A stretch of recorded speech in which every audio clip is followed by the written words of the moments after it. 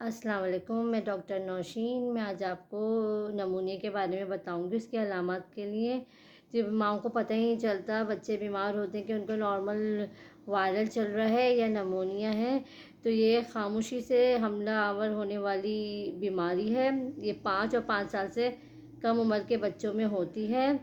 और इसकी जो मेन सिम्टम्स है, ये खांसी का मुसलसल 3 दिन तक होना, खांसी रुकती नहीं है, और बुखार का भी 2 से 3 दिन तक मुसलसल बुखार रहना।